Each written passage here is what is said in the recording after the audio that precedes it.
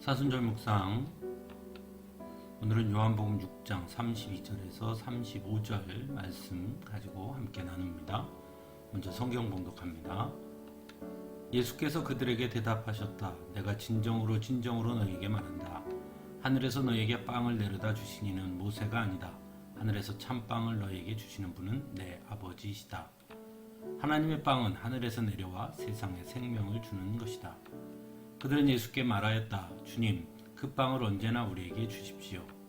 예수께서 그들에게 말씀하셨다. 내가 생명의 빵이다. 내게로 오는 사람은 결코 줄이지 않을 것이요 나를 믿는 사람은 다시는 목마르지 않을 것이다. 아멘. 오늘 본문에서 예수님은 스스로를 가리켜 나는 빵이다 라고 말씀합니다. 우리가 잘 아는 것처럼 그 당시 사람들에게 빵은 주식이었습니다.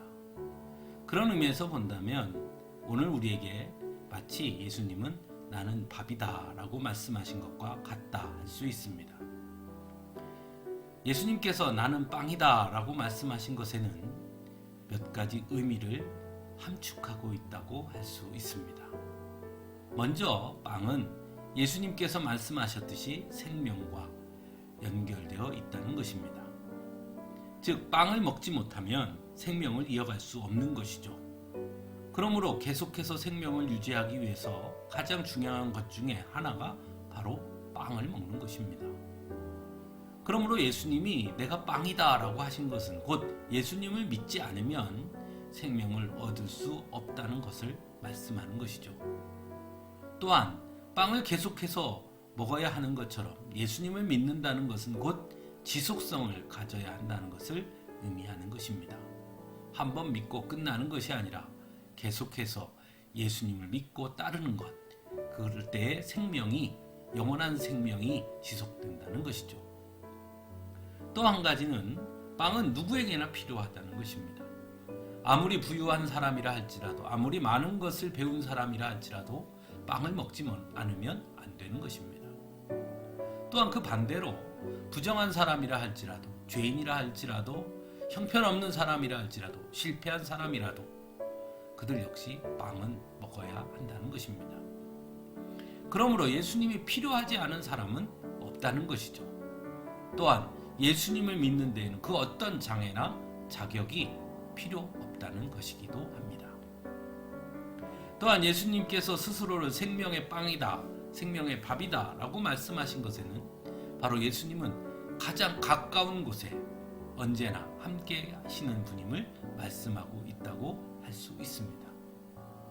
하지만 언제부터인가 우리는 예수님을 너무 멀리서 찾고 있지는 않은지 돌아보게 됩니다. 너무 어려운 분으로만 여기려고 합니다. 그것이 오히려 예수님께 가까이 가지 못하도록 우리의 길을 막아설 때가 있습니다. 자꾸 자격을 논하게 되고 나 같은 게 어떻게 하며 스스로 위축되기도 하고 자격지심이 생기게 하기도 하고 죄책감에 쌓이게 하는 경우도 있습니다. 하지만 그런 사람도 밥은 먹습니다. 빵은 먹습니다. 그것처럼 오히려 그렇기 때문에 더욱 예수님께 가까이 가야 하는 것입니다. 예수님은 빵이 우리의 가장 가까운 곳에 있듯이 언제나 우리 곁에 아주 가까이 계시는 분이라는 것을 잊지 말아야 합니다. 하지만 예수님이 생명의 빵이라고 하실 때 세상이 주는 빵과의 아주 분명한 차별점도 있습니다. 예수님은 분명히 말씀합니다. 내가 생명의 빵이다. 내게로 오는 사람은 결코 줄이지 않을 것이요 나를 믿는 사람은 다시는 목마르지 않을 것이다. 세상의 빵은 시간이 지나면 다시 허기지게 되고 또 다른 빵을 구해야 합니다. 하지만 생명의 빵이신 예수님을 먹는 사람은 다른 빵을 구하지 않아도 됩니다. 예수님께서 우리의 영혼을 풍성하게 날마다 채워주시기 때문입니다. 그러므로 언제나 우리는 예수님과 함께 하면 되는 것이죠. 사랑하는 성도 여러분, 사순절 기간 우리 주님을 더욱 가까이 만날 수 있는 시간이 되기를 간절히 바랍니다. 예수님과 더 친밀해지는 그런 시간이 여러분에게 있게 되기를 원합니다. 그래서 생명의 빵이신 예수님을 풍성히 누릴 수 있기를 간절히 바랍니다. 함께 기도하겠습니다.